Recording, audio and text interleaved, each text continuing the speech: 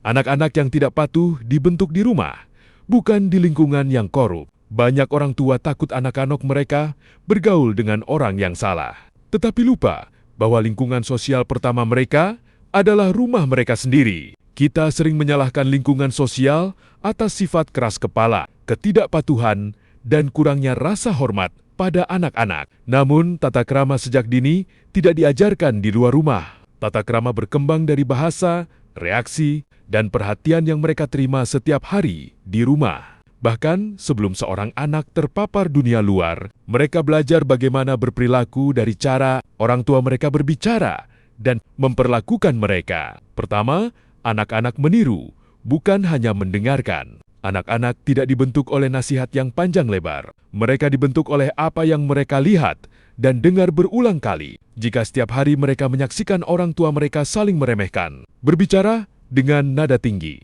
atau menyelesaikan masalah secara emosional, maka semua ini menjadi ingatan sosial yang mereka ulangi kepada orang lain, termasuk orang tua mereka sendiri. Kedua, ketika emosi seorang anak tidak ditangani secara dewasa, anak tersebut yang emosinya terus-menerus dianggap sepele, akan menemukan cara untuk mengekspresikannya, bahkan dengan cara yang salah.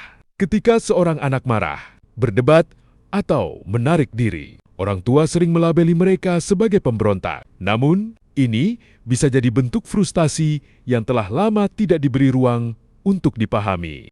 Ketiga, tidak ada anak yang tiba-tiba menjadi tidak patuh.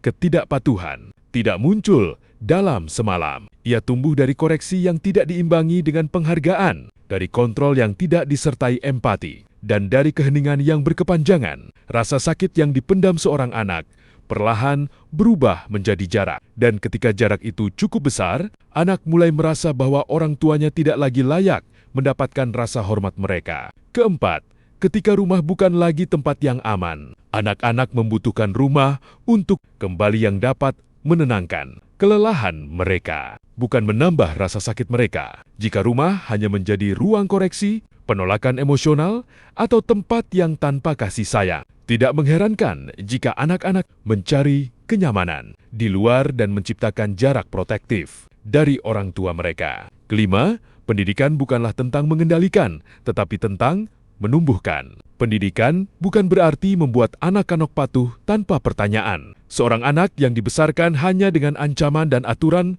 akan menjadi pendiam, tetapi bukan karena mereka mengerti, tetapi karena mereka takut. Ketika mereka mulai berbicara, itu mungkin bukan ketidakpatuhan, tetapi bentuk perlawanan internal yang telah ditekan. Anak-anak tidak menjadi tidak patuh dalam semalam.